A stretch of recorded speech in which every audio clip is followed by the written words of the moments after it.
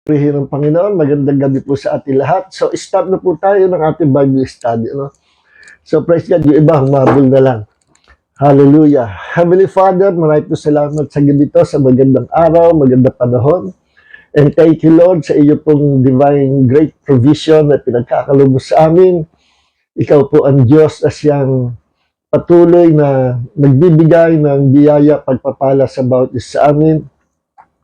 Thank you, Father God, for covering us and protecting us with your precious blood. At sa gabi ito, Lord, ikaw po ang Diyos na magpagaling sa mga may mga mahihina, palakasin mo sila, at sa mga may sakit karamdaman, pagalingin mo po sila, Lord. Sinabi mo sa salita, He sent His word and healed them. You sent your words, Lord, and heal your people. You healed your people. So maraming po salamat, Panginoon, sa gabi ito.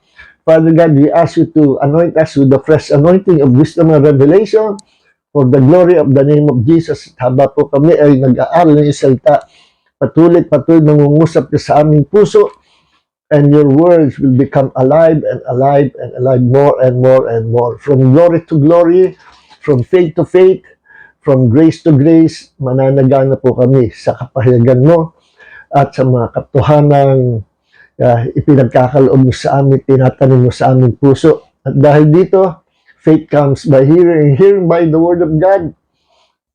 Lumalaki ang aming pananampalataya. Salamat, Panginoon, and through our faith, we overcome the world by faith in the name of the Lord Jesus Christ.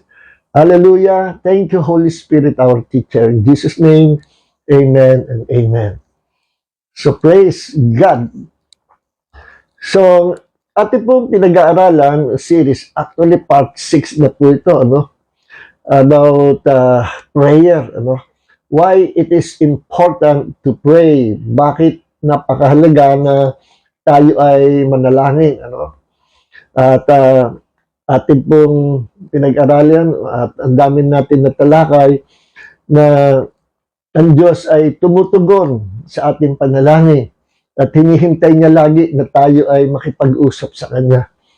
At ang dahilan kung bakit mahalagang panalangin, sapagkat kung hindi tayo mananalangin, hindi tutugon ang Diyos. May mga sitwasyon na hinihintay lang ng Diyos na tayo ay manalangin. At kung hindi tayo mananalangin, nakapending yung answer. No? may mga sitwasyon, may mga karanasan tayo ganyan.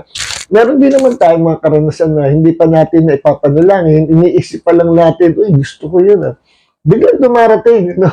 At binibless tayo ng Panginoon ng kasagutan doon sa desire ng ating puso. Well, nangyayari po yan. Boss, nangyayari. No? Kahit di ka manalangin, may dumarating. Pero depende po yan sa mga mananampalataya. If you are truly faithful to God, obedient ka, very submissive sa Panginoon, and makikita ng Diyos, you are walking in the Spirit, in His holiness, in His righteousness, no? At lumalakad ka na ang Diyos nalulugod. Well, yung mga ganyang klaseng mananampalataya, tinutugon ka agad ng Diyos, ano? Kasi tayo ay tama sa harapan ng Panginoon. Isa sa mga nakakahadla sa ating panalangin, yung way of life natin na hindi in line sa kagustuhan ng Panginoon, no? So, purihin ng Panginoon. Hello, Dalin Nomok Orpiada. God bless you, kapatid. At si Francis, si Bong Magbanwa. Pagpalaay kay Jola. No? Alright. So, pareho naman nangyayari. Pero sa pag-aaral natin ito, why it is important to pray, nakafocus tayo doon na we must continue to pray. At sabi nga sa Thessalonians, ni Apostol Pablo sa Church sa Thessalonica, pray without ceasing. Manalangin kayo ng walang patid. No? Napaka-importante. At sabi nga ni Jesus sa kanyang mga lagad, nung siya ay gabi na malapit ng aresto sa Garden of Gethsemane, samahan niyo akong manalangin. So, niyaya niya si Peter, John, James, no, sa Garden of Gethsemane. 3 times na dat na niya, tulog. Sabi ni Jesus, manalangin kayo, hindi pa kayo manalangin kahit man lang 1 oras. Kayo magsipanalangin para huwag kayong pumasok sa temptation. No? Yun ang sabi niya. Ayun nga, kaya nga nung si inaresto, natakot sila, kanya-kanyang takbuhan, iniwan nila ang Panginoon. Si Peter, kinailapan niya ang Panginoon. Ang dami nangyari, naging mahina sila. At kailan sila lumakas, nung bumalik na ang Panginoon, nabuhay na maguli, and on day of Pentecost, ay bumuhos ang Holy Spirit. Nung si Jesus umakit sa langit, kapalit naman bumaba ang Holy Spirit. At ito'y pumustos sa kanila at pamula noon, hindi na gaya ng dati ang kanilang buhay because of the Holy Spirit dwelling in them. At hanggang ngayon, ang Holy Spirit nananahan po sa atin. Kaya kapag tayo nanalangin, may kasama tayo na pumapatnubay sa atin sa prayer time natin, may kasama tayo na nagko-comfort sa atin, may kasama tayo nagbibigay ng payo, kalakasan, revelation, wisdom, information, at walang iba kundi ang Holy Spirit who dwells in us. Okay? So, ngayon, pinag-aralan po natin yung God-man partnership, no? Na ang prayer, ito po ay partnership with God, no? Kaya nga binigyan ng Diyos ang tao ng free will or freedom to choose kung anong gusto niyang piliin, hahayaan lang ng Diyos. Kasi iba tayo sa mga angels. Ang mga angels, kung saan sila pinadala ng Panginoon, kung saan sila sinend ng Diyos, doon lang. Hindi sila pwedeng gumamit ng sariling kagustuhan o ng freedom to choose or free will. Meron silang will, pero it's not free. Sa oras na ginamit nila yung kanilang will, na taliwas sa command ng Panginoon, taliwas sa command ng Panginoon, they will be doomed forever. At ganyan nangyari kay Lucifer, kay Satanas, at sa mga anghel, wanted ng mga angelic host sa heaven, ay pinili nila yung kanilang destiny. Hindi na sila makabalik sa Panginoon. No? At wala silang willingness to repent kasi wala silang revelation about repentance. Alam nyo, ang repentance, yung pagsisisi sa kasalanan, bigay sa atin yan ng Diyos. Blessing yan, no? Blessing. Kasi binigyan tayo ng Diyos ng repentance, pagkakataon magsisi kung mali ang ating hakbang, mali ang ating ginawa, mali ang ating pamumuhay. Binigyan tayo ng Diyos ng kalayaang magsisi sa ating mga kasalanan. Bakit? Sinadya ng Diyos yun. Ang repentance ay parang kumbaga sa pilot yan ay parachute kung nag-aapoy ng aeroplano at tamaan sa gera ng bala at sasabog na, isang eject lang nung pilot makakapag-parachute na siya sa tatalsik siya, tapos makakapag-parachute na makakalanding siya na safe because of that parachute. Or emergency, maging sa mga commercial plane, may mga parachute dyan, na pinamimigay, just in case kung babagsak na aeroplano. Yan pang safety, no? Protection. So, ganun din, ang repentance binigay ng Diyos sa tao, just in case magkamali ng pili ang tao, he can go back to God, no? Pwede siyang bumalik sa Diyos, and that is true repentance, no? Sa pamamagitan ng pagsisisi. Ang mga angels, wala silang repentance. Bukod sa hindi nila alam, wala silang revelation, sarado, madilim ang kalapang unawa dyan, hindi sila binigyan ng Diyos ng revelation, grace, and revelation about repentance. Pantao lang yun, no?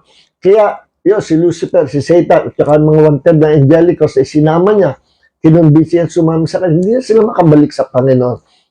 Hindi sila makapag-repent, wala silang kapahayagan o hindi nila alam yung repentance.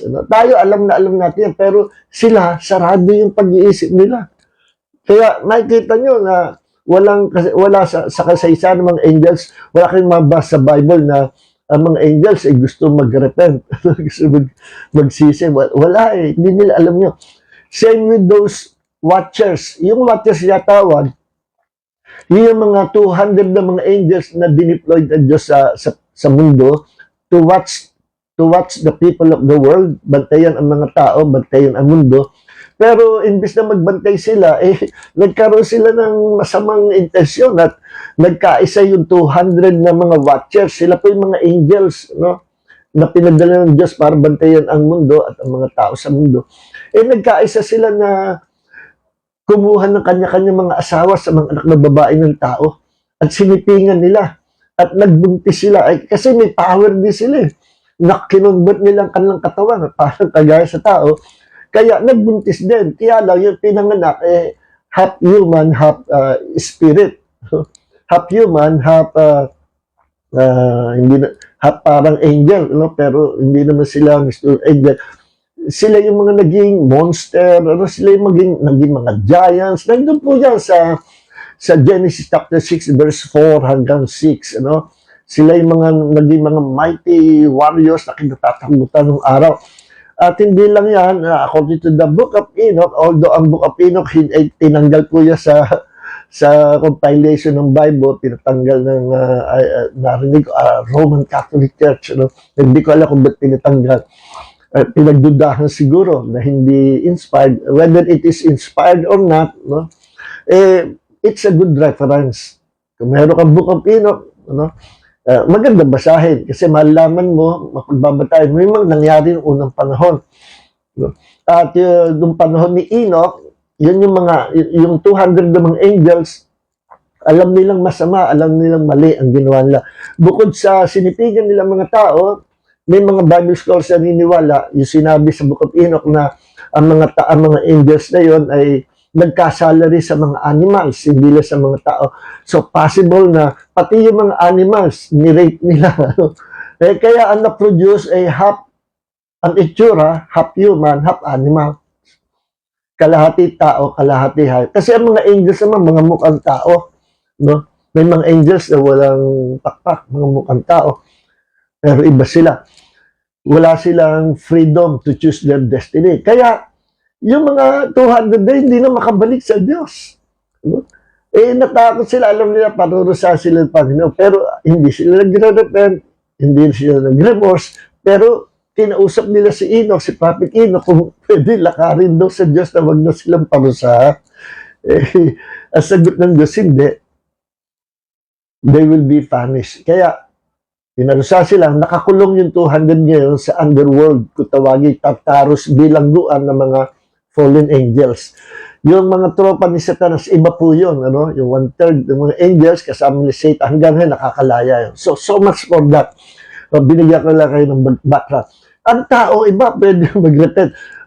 Para anytime, ayaw ng Diyos na ang tao, ang kanyang new creation ay magagaya sa mga angels na hindi na makabalik. Kaya binigyan tayo ng Diyos sa security at protection na anytime magkamali tayo, we can come back to God. Yes, kahit 1,000 times magkamali ka, pwede tayong bumalik sa Diyos if we will repent with the genuine repentance. Okay? So now, anytime, any place, anywhere, pwede natin kausapin ang Diyos. At ang Diyos ay gustong tayo ay kausapin. Ang prayer po ay two-way communication. We talk to God, then allow God to talk to you. Huwag naman yung dire-diretso ang prayer mo na Lord, bantayan po kami sa lahat po bigay mo sa amin ito. Ganito.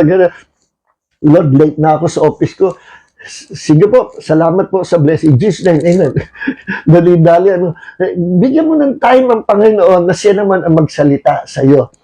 At marami kang ma-receive na informasyon at revelation and wisdom from the Lord kung susubukan mo na laging makinig sa sasabihin ng Panginoon during our prayer time. Kaya, prayer is a two-way communication. You talk to God and God will talk to you.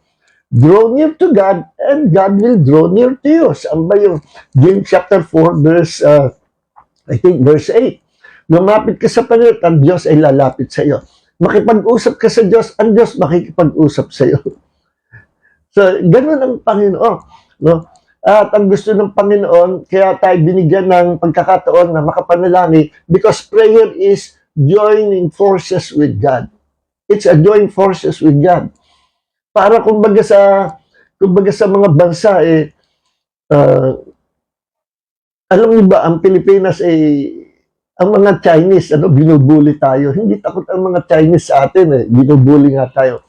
Pero alam niyo ba na gusto-gusto ng mga Chinese na pasukin ng Pilipinas dahil sa ating mga yaman? Tayo ang pinakamayamang bansa sa buong mundo. Yes. I remember in-interview si dating President Bush. May nagtanong sa kanyang nag-interview, anong bansa ang pinakamayaman sa buong mundo? Sabihin ba naman ni Bush na Philippines? Totoo yun eh. May impormasyon siya about the Philippines. Dati sa presidente, ang ilalim ng karagatan natin, very rich sa blessing ng Panginoon. Well, yan ang gusto ng mga Chinese, kaya pinapasok niya yung karagatan natin at even yung mga islands natin, pinopossess nila. No? So, may mga island na tayo, nakuha na nila. So, ngayon, pero hindi nila magawa, hindi nilang magalaw o masakop o completely mabuli tayo o makapasok sila sa kaloob-looban natin. Hindi nila magawa yun. Why? Meron silang kinatatakutan. Hindi tayo. Sino? Ang Amerika.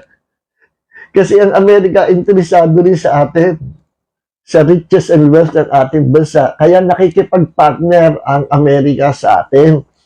At tayo naman, nakikipag-partner din sa Amerika. No?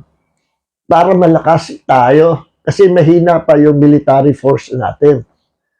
No? Kaya pagka ang isang bansa ay mahina, nakipag-partnership siya sa isang malakas na bansa, joint forces, aba yung mahinang bansa, matatakot na yung mga kalaban. Hindi na siya bubuli-bulihin. Bakit? Aba pagka ginalaw mo yan, yung big brother niya, ang makakalaban mo. Partnership yan eh. No? Ganyan din sa Kingdom of God. Sapagkat tayo ay kapartner ng Diyos, at ang Diyos kapartner natin, hindi tayo magalaw basta ni Satanas. Takot na galawin o hipuin tayo ni Satanas sapagkat alam niya, kakampi natin ang Diyos. At si Satanas, takot sa mga Kristiyano na alam niya kung sino siya kay Kristo. If you know who you are in Christ, and what Christ had done on the cross 2,000 years ago, kung alam mo yan, takot sa si Satanas. Sapagkat once na nalaman mo kung ano ka kay Kristo, kung anong ginawa sa iyo ng Diyos sa pamagitan ng Panginoong Jesucristo, your life will never be the same again. Yes, at hindi tayo, alam nyo, sa mata ng Diyos, tayo ay mga malalakas, mapagtagumpay, at tayo ang pinakamayaman na creature sa buong universe. Tayo. Bakit? Kasi nakipagkaisa tayo sa Diyos through the Lord Jesus Christ. Kaya, ginawa ng Diyos itong prayer para mag-usap ang Diyos at ang tao. Every day, every minute, every second. Kausapin natin ang Panginoon na walang patid. Sabi nga ni Apostle Paul sa Church sa Thessalonica ay pray without ceasing. Manalangin kayo ng walang patid. No? At yan ang gusto ng Panginoon. The more we pray to God, the more na madidevelop yung ating relationship with Him. Yes. And the more you pray to God, the more you will know Him. The more you will know Him. Magkakaroon kayo ng intimacy with God at yung mga malalalim na katotohanan, kapahiyagan na nasa Panginoon, ibibigay sa ng Panginoon. God will fill your heart and your mind with His wisdom, with His revelation. Kapag lagi kang babad sa presence ng Diyos at nananalangin, you become one with Him through prayer. Okay? So now, ang prayer ito ay partnership between God and man. Between God and man. Partnership ito. At dito, papasok tayo sa tinatawag na covenant. Alam niyo ba na meron tayong covenant sa Diyos? Ang Diyos may covenant sa atin. Nangyari po yan through the Lord Jesus Christ. Medyo mahirap maunawaan yan pag diretso pupunta tayo sa mga talata, hindi nyo rin masyadong maunawaan. Pero bago natin basahin ang mga talata, bigyan ko kayo ng practical na ilustrasyon at kwento. No? Okay. So, nung unang panahon, alam niya na mga ninunot, kanununuan, yung tinatawag na blood covenant. Blood covenant is a partnership. No? Na once na naging magka-partner ang dalawang panig, they become one. Yan po ang covenant. No? So, nung unang panahon, even after Adam and Eve, nagkaroon ng mga tao, dumami ang mga tao, nagkaroon ng mga tribes. Ang mga tribes, meron silang covenant. Hindi nila malaw kung saan nanggaling, basta natutunan nila yan. Maaaring nagpasalin-salin, tinuro ng kanununuan hanggang sa kadulo-dulo nila. Sa modern times natin ngayon, bihira na nakakaalam ng kahalagahan ng covenant. Very few na. Dapat tayo mga Kristiyano, alam na alam natin ano ang covenant. Kasi ang Diyos nakipag-covenant sa atin through the Lord Jesus Christ. So ngayon, nung unang panahon, bigyan ko ka ng kwentong ito ay nangyayari noong unang panahon. Hanggang ngayon, sa mga kabundukan at sa mga tribes na hindi naaabot ng mga tao, nangyayari pa ito, yung covenant. Halimbawa, ang isang tribe ay very weak. They are farmers. They are not warriors. Then, may mga bandido, may mga salbahe na mambubuli. Sasalakayin yung mahina, very weak na tribe at alam nila, wala silang alam sa pakikipagbaka, sinalakay sila ng mga warriors, ng mga bandido, ng mga salbahe at kinuha yung kanilang mga asawa, kinuha yung mga kababaihan, kinuha yung mga bata para gawing alipin, no? At yung kanilang mga ari-ari, mga pananim, mga hayupa, kinukuha. Laging binabalikan sila na gano'n. Ang gagawin nitong mahinang tribe na ito, hahanap yan ng malakas na tribe, mga warriors na tribe, yung mga mandirigma, mga palaban. At sila ay makikipag-partnership sila, aalukin nila ng covenant yan. Sasabihin nila, mag-uusap yung dalawang king, o kaya may representative sila. Sasabihin nila, pwede ba tayo magkaroong covenant? Ang kasunduan natin, lahat ng yaman ng aming lupain, mga hayupan, ay pwede kayong magtamo, pwede kayong kumuha, no? Pwede kayong makabahagi. At ganyan din naman kami sa inyo, kung pwede kami makabahagi rin sa inyo. No? Ang aming mga babae, pwede mapangasawa ng inyong mga kalalakihan. Ang mga kababae na pwede rin mapangasawa ng aming kalalakihan. And let us become one big family. No?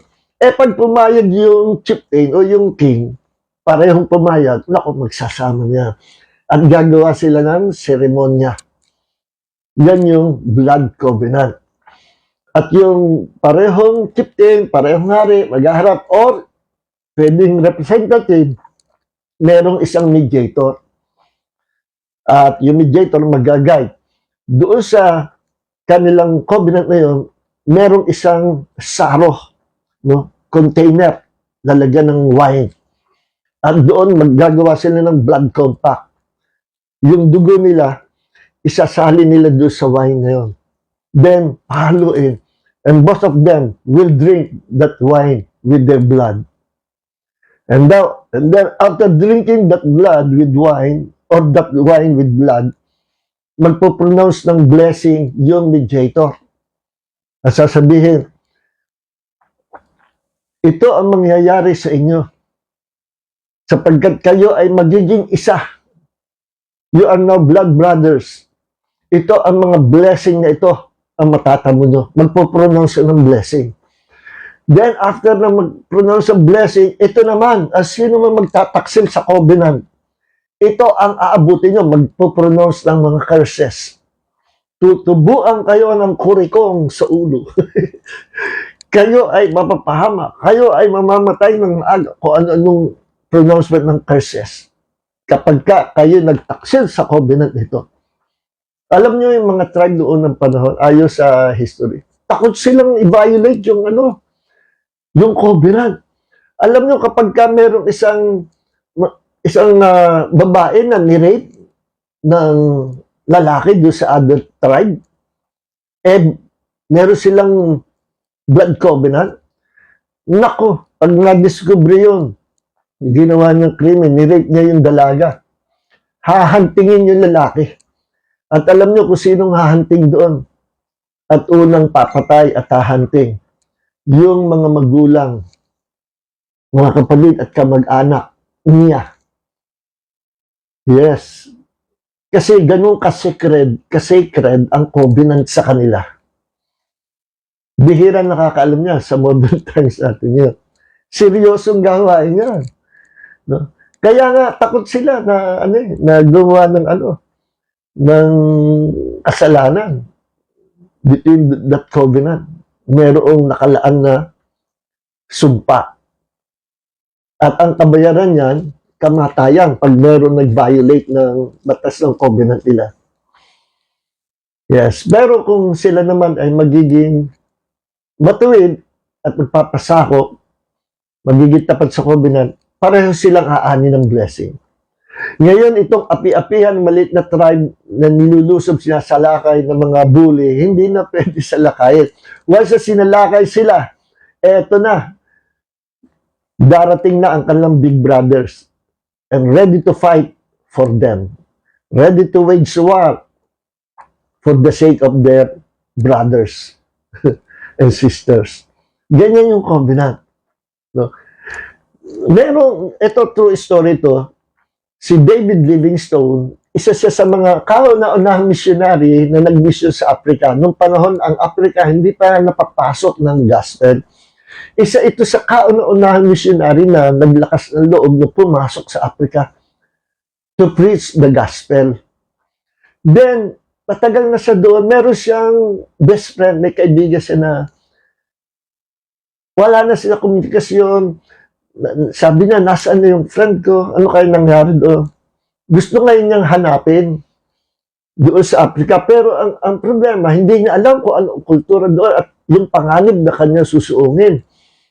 Meron siyang katulong na galing sa Africa, servant, galing Africa. Binigyan siya ng tip, boss, kung gusto nyo pasukin yung Africa, makipag-covenant kayo sa mga tribes doon. Hindi kayo hindi kayo magagawa. Ano yun? Samahan ko kayo. Sinamahan siya, nagpunta sila doon sa Africa. At ang pangalan nitong kaibigan ni David Livingstone ay si Stanley, I forgot the first name Morton, parang gano'n, Henry Morton yata. I'm not sure, but meron Morton, Stanley. Ito si Stanley, pinasok niya yung Africa. At kasama itong alalay niya na may alam sa kultura ng Africa dahil African din, no? Yung servant niya. And then, pagdating doon, yung kagad ang kanyang, nasikaso yung makipag-covenant sa mga chieftain doon. No? At yung unang covenant niya, doon sa hari, doon sa tribe, hindi niya alam gagawin. Ano? At nandoon, nag-blood compact sila, at parehong ininom yung wine na may blood, then nag-pronounce ng blessing, nag-pronounce ng curse. Then, sabi ng king, gusto ko yung kambing mo, yung goat. Ito si Stanley, may problem, sinisikmura.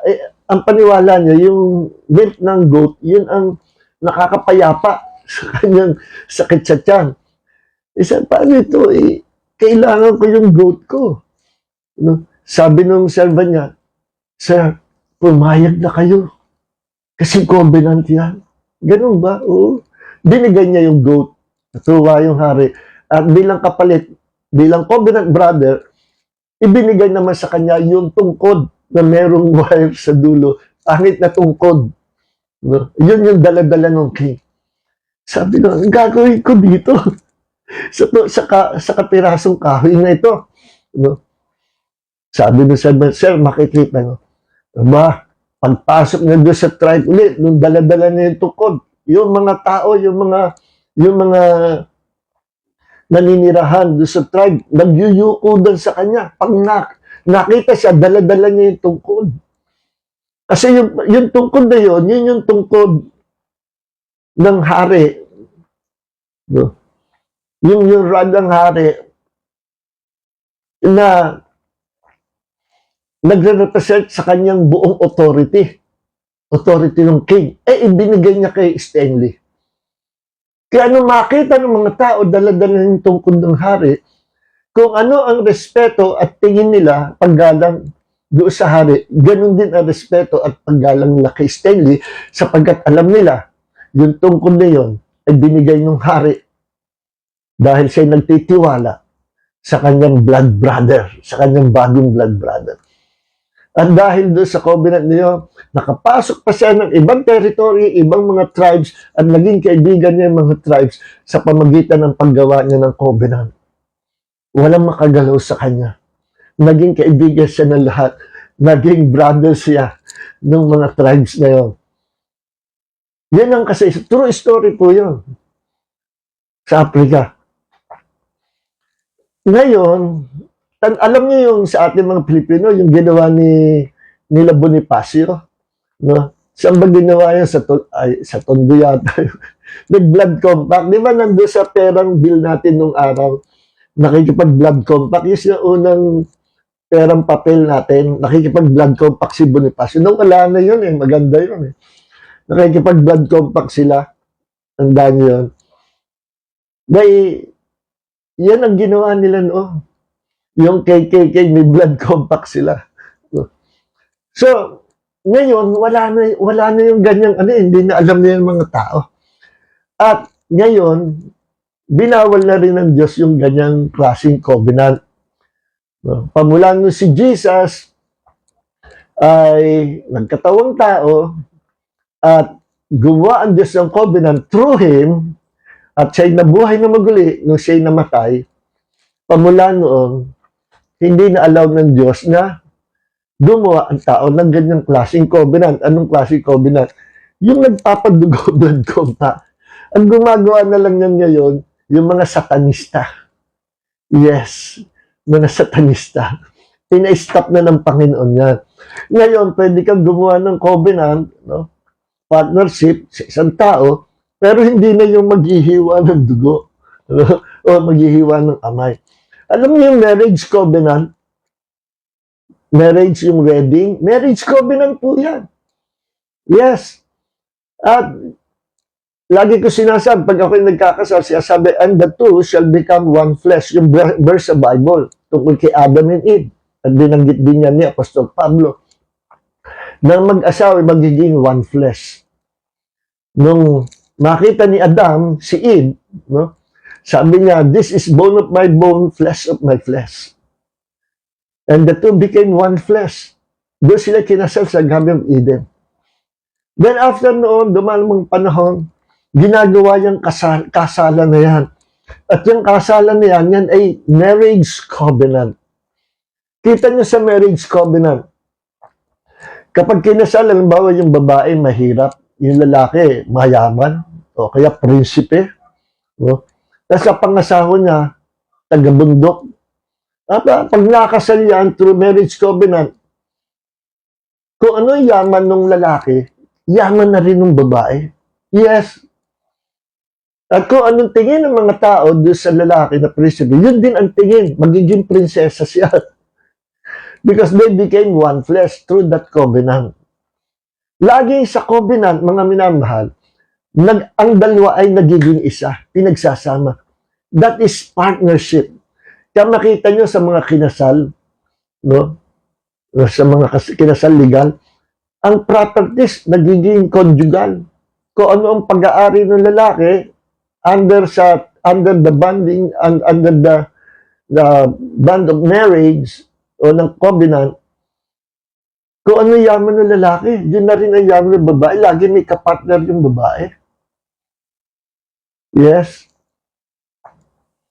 Kaya, may right ang babae doon sa yaman ng lalaki na napangasawa niya. Na kung dati siya mahirap, mayaman na siya ngayon. Yes. Nagiging isa sila. Sa ari-arian, sa pangalan, sa properties, sa spirit, they became one. Kaya sabi ni Pablo kung ang Kristiyanong babae ay Kristiyano, pero nangyari, meron siyang asawa na hindi Kristiyano, unbeliever. Kasi mag-asawa na sila bago pa maging Kristiyano yung babae. Sabi ni Apostol Pablo doon sa kanyang payo, yung babae naman ng palataya, kung naging Kristiyano siya, yung asawa hindi pa Kristiyano, wag niyang hihiwalayan yung asawa na. Kasi sa pamagitan ng sanctification na ginawa ng Diyos doon sa Kristiyanong babae, sinasanctify din ng Diyos yung lalaki. Ibig sabihin, sanctified ay pinabanal. No? Sapagkat tayong Kristiyano may covenant sa Diyos, pinabanal tayo ng Diyos. Ngayon, kung ako'y may asawa na hindi manampalataya, wag daw hiwalayan. Sapagkat yung asawa ko na hindi manampalataya, pinababanal din ng Diyos sa pamagitan ko. Why? Because we are one flesh. Kung ano ako, yun din siya. And time will come, sa biyaya ng Diyos, makakakilala sa Panginoon yung unbeliever na asawa. See? So, purihin ang Panginoon. So, maging sa wedding or marriage covenant, mapapansin nyo yung apelyido ng babae na babago. At ang nagiging apelyido ng babae, yung apelyido ng napangasawa ng lalaki. See? Sapagkat sa covenant na yon, siya ngayon ay pag-aari na ng kanyang asawang lalaki. Kakalas na siya sa kanyang magulang. At yung babae na nag-asawa, sasama na doon sa lalaki. At yung kanyang apelyido ay hindi na niya iba nang gagamit yung apelyido. Apelyido na ng kanyang napangasawang lalaki. Yung kanyang ka-covenant partner. See? Kasi nga, sa covenant, the two shall become one. Alam mo, sinabi ng Panginoon, He who is one with the Lord became one spirit with Him. Tayo nakipagkaisa sa Panginoon, naging kaisa niya sa Espiritu. At ang Diyos gumawa ng covenant sa atin through the Lord Jesus Christ. Kita nyo, hindi na tayo naghihiwa. Wala tayong hiwa-hiwa. Sino naghiwa sa sarili? Sino nagkaroon ng cut? Kasi ibig sabihin ng covenant ay to cut. Hiwain. At panduguin. Sinong gumawa ng cut o ng pagpapadugo? Si Jesus. Nirepresent ni Jesus tayo. Kaya siya bumaba at nagkatawang tao. He became a man to represent us before God. Imbis na tayo ang parusahan ng Diyos sa cross, inako ni Jesus yung kaparusahan. And through that suffering on the cross, doon bugbog sarado, sinugatan siya, bago pa ipapasak yung sinugatan siya, nabugbog siya, sinuutan ng koronang tunik, at nung siya'y nakabitin na sa cross, umaagos ang dugo sa kanyang katawan. Yung dugo na yon ang dugo ng covenant. Covenant niya sa Diyos at covenant ng Diyos sa Kanya. Tandaan niyo sa Last Supper, sabi ni Jesus sa kanyang mga lagad, yung grape juice, no? Sinabi niya, inumin niyo lahat ito, this is my blood, the blood of the new covenant. Kainin niyo tinapay ito, this is my body. So tinawag niya yung grape juice, this is my blood, the blood of the new covenant. At lahat ng mga alagad niya uminom doon sa saro na yon ng Panginoong Hesus. Na ipinapakita na, sabi nga ni Jesus, gagawin niya ito hindi ko na gagawin hanggang sa gawin natin sa pagkikita-kita natin sa Great Reunion sa heaven. Kasi last supper yun eh. Hindi na gagawin ni Jesus. Akin na sa langit. Pag siya namatay, nabuhay na maguli. Akin na sa langit. Kaya last na yun, last supper. At last na inom na yun, sa cup na yun, na lahat silang nagsiinom doon. At sinabi na, this is my blood. The blood of the new covenant. Kaya, pamula noon, nung si Jesus ay namatay, muling nabuhay, umupo sa kanan ng Ama, nabuksan ang bagong covenant na kung tawagin the new covenant, bagong tipan.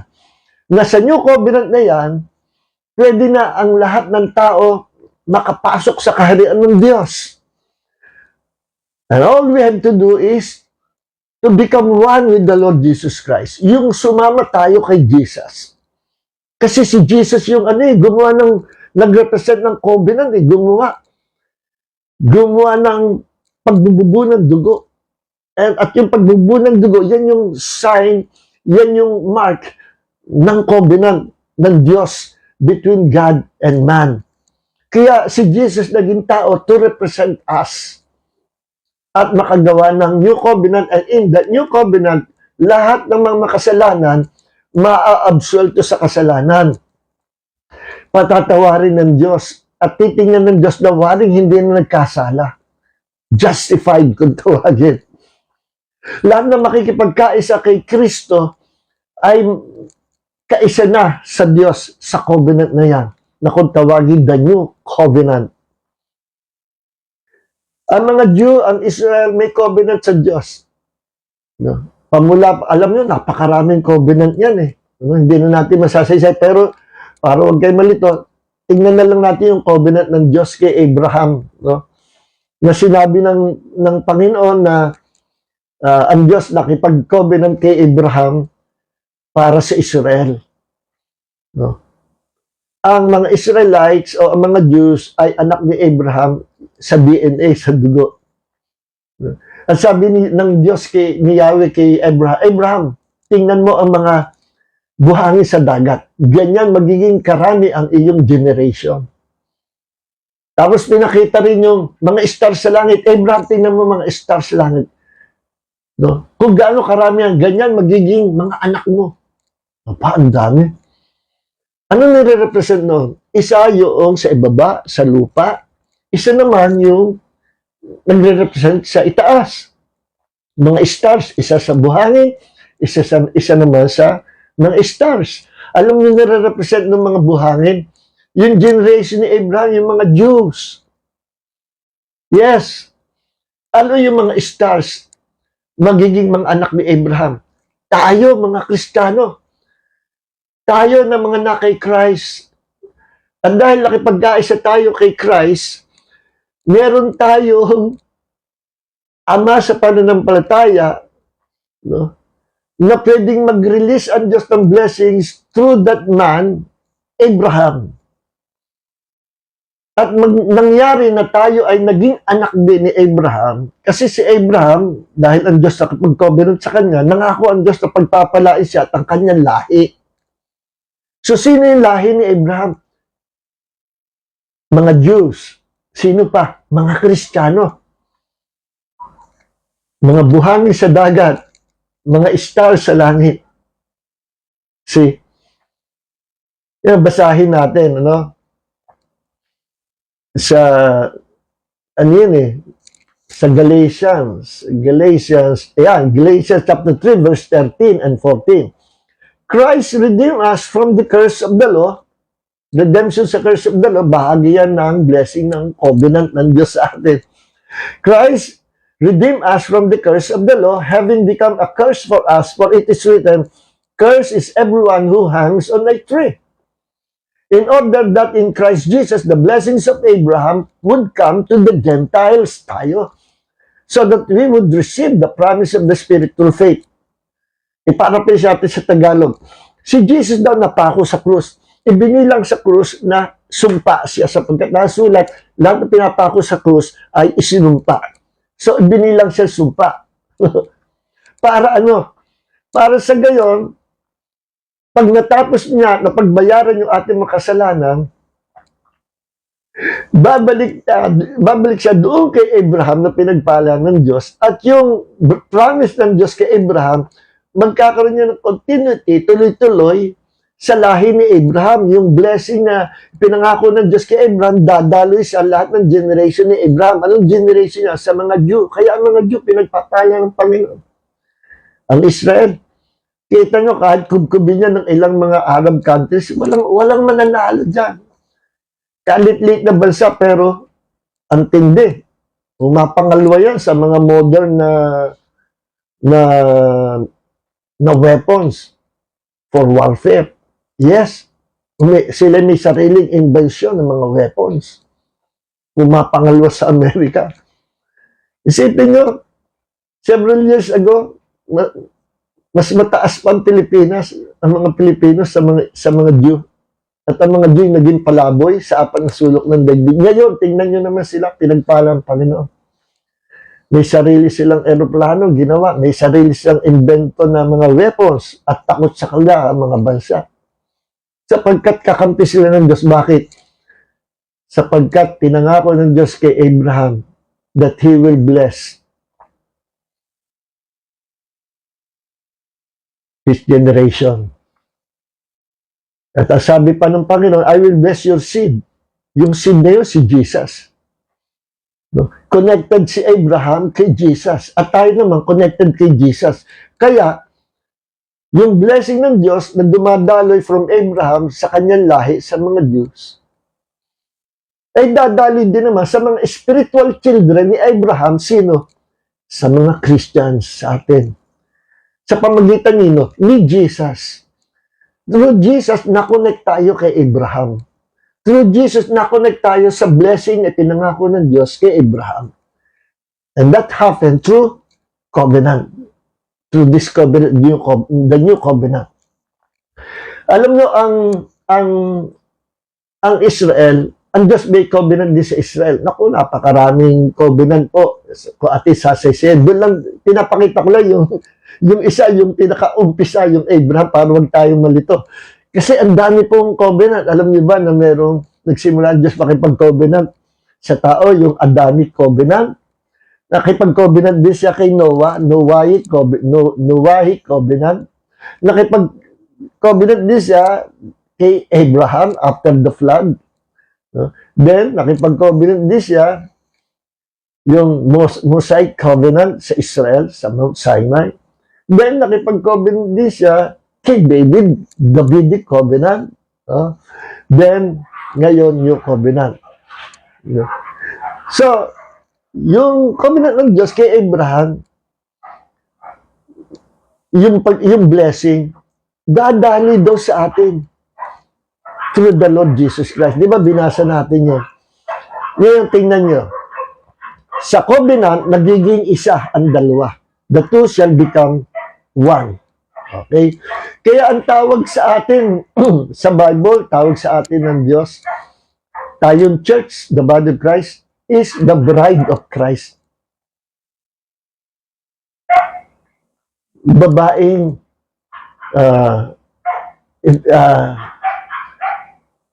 kakasalin. Bride of Christ. And Christ is the groom. See? Diyan makikita nyo yung larawan ng covenant. Marriage covenant. Okay? So, kaya si Jesus, the groom and the bride, they are one. Si Jesus, nilarawan din niya sarili niya as the head of the body. Para maintindihan natin yung ilustrasyon, tayo katawan ni Kristo, yung mga mananampalataya, together as one body, we are the body of Christ and Christ is the head. Colossians 1:18. Ang katawan, walang ulo, mamamatay ang katawan. Tayo, kung wala si Jesus, we will be doomed forever. But thank God, dumating si Jesus and He became our head, the head of the church, the head of the body. Okay. Now, sa covenant,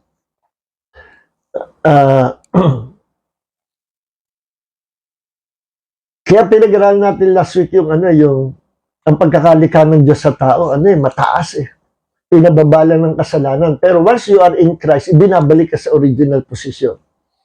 para magkaroon tayo ng fellowship, relationship, communication, join together through that covenant in an equal level. Pag sinabi ko equal level, hindi ibig sabihin kapantay tayo ng Diyos o kapantay natin doon. Hindi.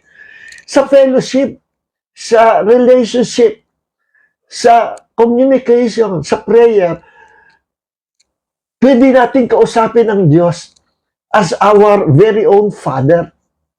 Yes, kasi itong new covenant is covenant of sonship, na lahat na mapapasok sa covenant nito ay tatawaging anak ng Diyos.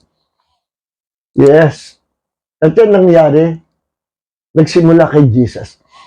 Alam niyo ba, sa Old Covenant, walang tinatawag na sons of God or children of God.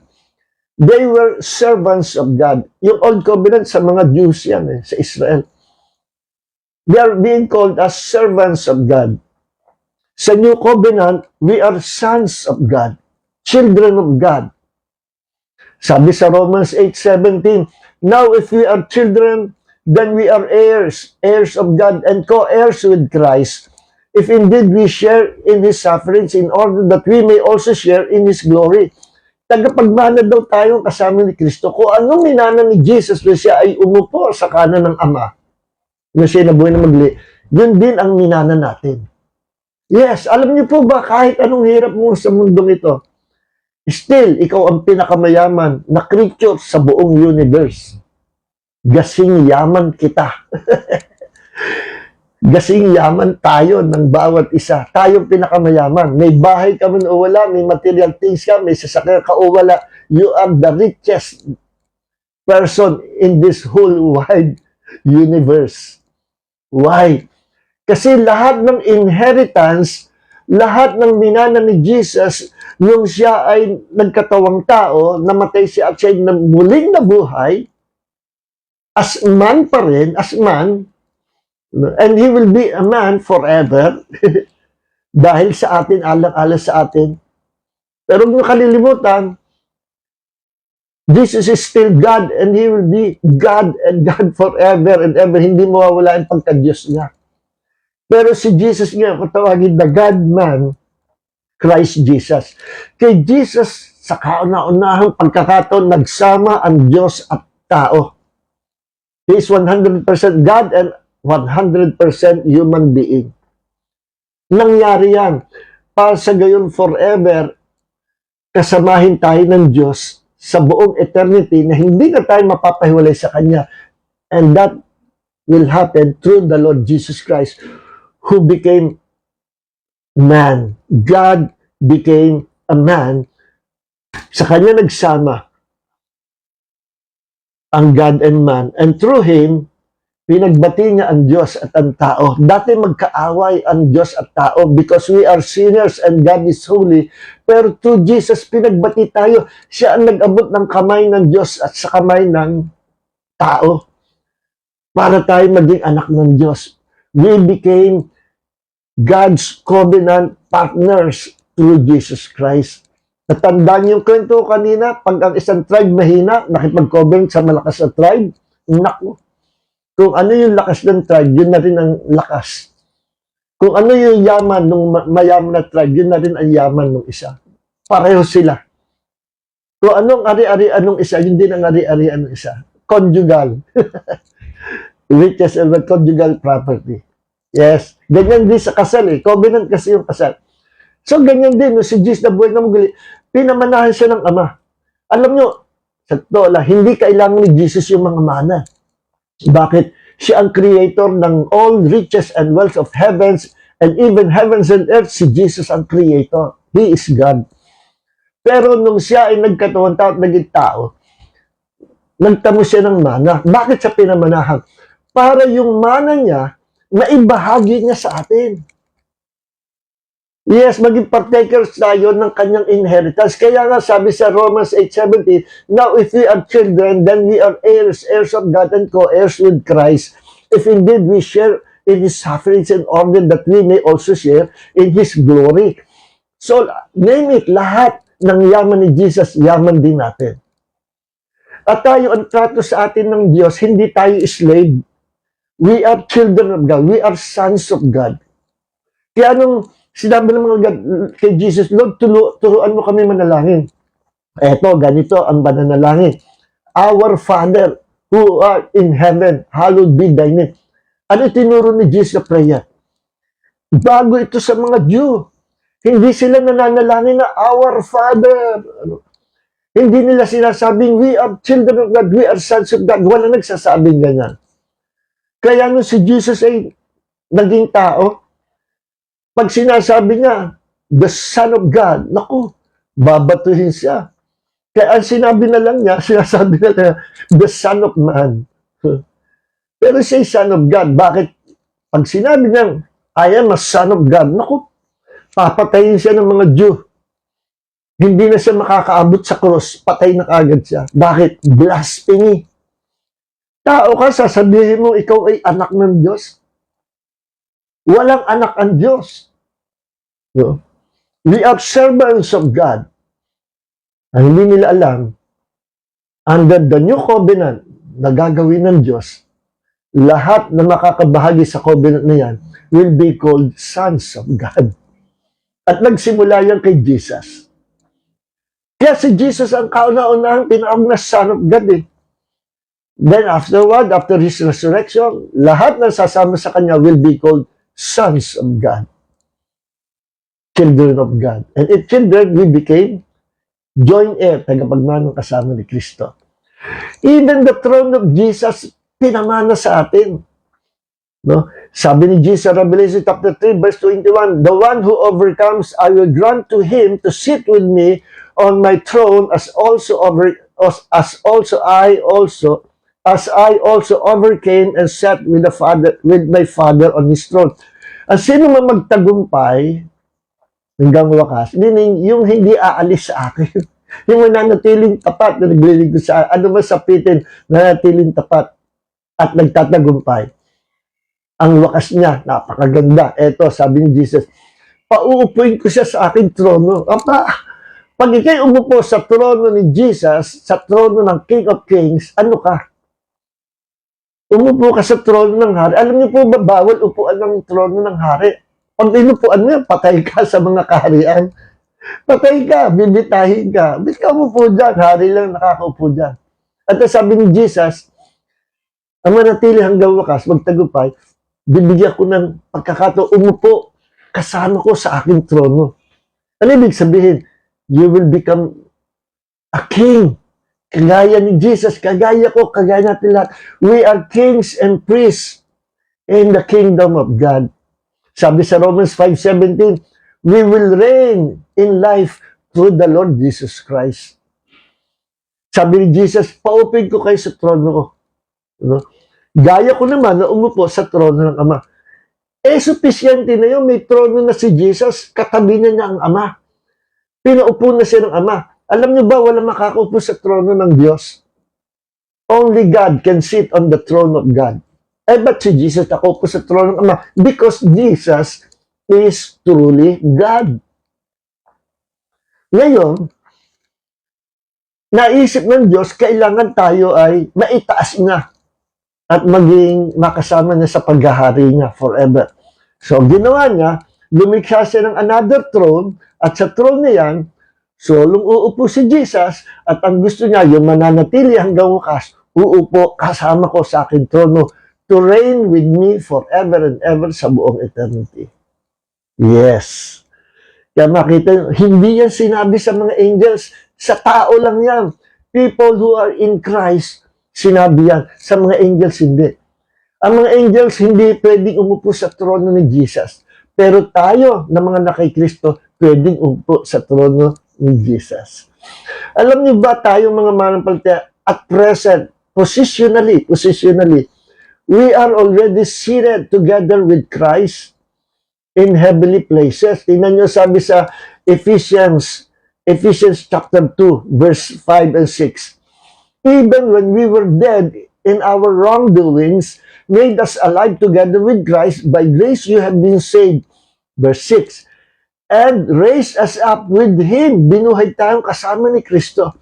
And seated us with Him in the heavenly places in Christ Jesus. Binuhay tayong kasama ni Kristo at pinaupo tayo kasama ni Kristo sa kalangitan through the Lord Jesus Christ. Positionally, at present, our physical body is here on earth. But our spirit is already nakaposisyon na, seated together with Christ on His throne. So, sino ka? Sino ngayon ako? Anak ng Diyos. So, kapag tayo nanalangin, kapag ikaw nanalangin sa Diyos, call Him your Father. Kasi ang new covenant is covenant of sonship. Na mananalangin tayo, Heavenly Father, Father, Tatay, Daddy, Panginoon, Lord, God, Dad. No? No? Hindi mo kailangan magmakaawa. Kasi anak ka ng Diyos. Hindi mo kailangan maglupasay. Lord, please, parang awa mo na, ibigay mo na sa... No, you are a son of God. Join heir together with Christ. Naalala ko si Dr. Lester Samral. Meron siyang kaibigan na Protestant. Minister silang pare-pare silang pastor. At nag-usap sila na let's have our join together devotional time. Okay. Tulog sila maaga. Pag-gising sa umaga, eto na yung Protestant minister. Magdi-devotion siya. Ako, ang daming dalang libro. Dala-dala niya. Then, umupo sila pareho. At sila'y nag-pray. Ang unang nanalangin, yung Protestant na kaibigan ni Dr. Lester Samuel. At ang sabi, hindi ko matandaan kung ano siya sa English, pero bigyan ko idea. Parang ganito sabi daw, aming Diyos, parang awa mo na. Please, we beg you, Lord, hear our prayer. Kami na dukha, kami na putik lamang, kami na hindi karapat-dapat sa iyong kaharian ay tumatawag sa iyo. Mahabag ka sa amin, aming Diyos. So feeling niya na nagpapakababa siya by doing that kind of prayer. Hindi. Kasi hindi mo alam kung anong kalagayan mo, who you are in Christ. Si Lester Sumrall, alam niya kung sino siya. Nung kanya ng time, okay, it's your turn. Nag-pray si Lester Sumrall. Unang banat ni Dr. Lester Sumrall. Hello, good morning, Dad. We're happy, Dad. Thank you, Father. Parang very casual na kausap niya yung tatay niya. Nagulat yung kaibigan niya. So yan ang difference. Who you are, who we are in Christ. Tatay natin ang Panginoon at tayo ay anak ng Diyos. When we pray in the name of Jesus, hindi pakikinggan tayo ng ating tatay. No? Kaya ang gusto ng tatay natin, ng ating ama, ay every minute, every second, nakikipag-usap tayo sa Kanya. Yan ay fellowship. No? Ni-restore ng Diyos through Jesus ang ating relationship with Him, ang ating fellowship with Him, ang communication natin with Him, ni-restore ng Diyos through the Lord Jesus Christ. Kaya pahalagahan natin. Ang Old Covenant ng servanthood. Ang Israel ay servant of God. Ang New Covenant, sonship. We are sons of God, children of God. Malaki pagkakaiba. Sa Old Covenant, walang naboborn again. Yes, walang naboborn again. Paano naligtas sila David, sila Samson, sila Moses, ang mga prophet, sila Abraham. Nung sila nakakulong sa underworld, doon sa Hades, nirescue sila ni Jesus. Hinihintay nilang pagdating ng Messiah. Nung dumating si Jesus, after He died on the cross, pinasok ni Jesus ang underworld at pinuntahan niya yung mga alagad doon at isinama niya sa langit. Kasama sila Abraham, Moses, David, sila Samson, mga heroes of faith, mga prophets of faith, kasama, dinala sa langit. Pati yung paradise doon sa Hades, kinuha at inilagay sa heaven. Kaya sabi Apostol Pablo, nakarating daw siya sa paradise, sa third heaven. So yung palang paradise, wala na doon sa underworld, sa pinaka-center of the earth, na kung tawagin niya ay Hades or Hell. Kalahati ng Hades kasi, yung Hades ng pagdurusa, kung tawagin natin yan ay hell. Kaya after the resurrection of Jesus, wala nang nakakulong sa underworld ng mga new covenant, ng mga old covenant saints. They were old covenant saints. Ni-rescue ni Jesus. Eh, paano kung hindi dumating si Jesus? Hindi sila maliligtas. Kaya naligtas sila, hindi through sonship, kundi through hindi as sons or children of God, kundi as His covenant people under the old covenant, na hindi naman sila born again, pero ni-rescue sila ng Diyos, naligtas sila, kasi nanampalataya sila sa prophecy sa pagdating ng Messiah. So, ang faith nila na kay Jesus din. Hindi nga lang siya born again, kasi under the old covenant, walang naboborn again. Whereas sa new covenant, naboborn again ng tao. Sa old covenant, hindi pwedeng manahan ang Holy Spirit permanently. Laging pansamantala lang. After ng assignment o mission, umaalis ang Holy Spirit. Parang yun nangyayari sa mga prophets. After na ma-accomplish yung mission, umaalis ang Holy Spirit. Then, may mission ulit, darating ulit ang Holy Spirit. Hindi indwelling, kundi empowering lang. Sa New Covenant, dalawa ang purpose at pananahan ng Holy Spirit sa atin. Indwelling and empowering. Imagine. See? Kaya sa New Covenant, sabi sa Hebrews, aklat ng Hebrews, established in better promises. We have a better covenant established in better promises. So under the New Covenant, we can pray to God as our Father. Kaya nagalit ang mga Jew kay Jesus eh. Kasi si Jesus tinatawag na Son, Sons of God. Nahihiwatigan nila na siya ay Sons of God. Eh, hindi pa niya masabing diretso, kaya sabi niya, Son of Man. The Son of Man. Listen, Jesus is the Son of God. He became the Son of Man. Para tayong sons of man, sons of man, sons of man, sons of man, ay maging sons of God. Jesus came to our planet. Naging tagamundo siya. Para tayong tagamundo, might go to heaven. See? Si Jesus ay naging mahirap upang tayo ay maging mayaman sa buong eternity. Si Jesus ay nagpakasakit. Siya ay nasugatan. At sa cross, lahat ng sakit karamdaman ng tao, dinala niya. And even all curses, even the spirit of death, dinala niya. Para ano? Para tayo magkaroon ng buhay na walang hanggan at para tayo magsigaling sa lahat ng sakit at karamdaman. So mga kapatid, hanggang dito na lang, wala na tayong oras. Hallelujah! Sa powerful na katotohanan na ibinigay sa atin ng Diyos sa gabing ito. Kaya dito natatapos po yung ating series of lesson. Bakit napaka-importante na tayo manalangin sa Diyos? Kasi hinihintay ng Diyos ang kanyang mga anak tumawag sa Kanya. The anytime, anywhere, any place, kapag tumawag ang kanyang mga anak, immediately, didinggin ng Ama ang mga anak. So, purihin ang Panginoon. God bless everyone.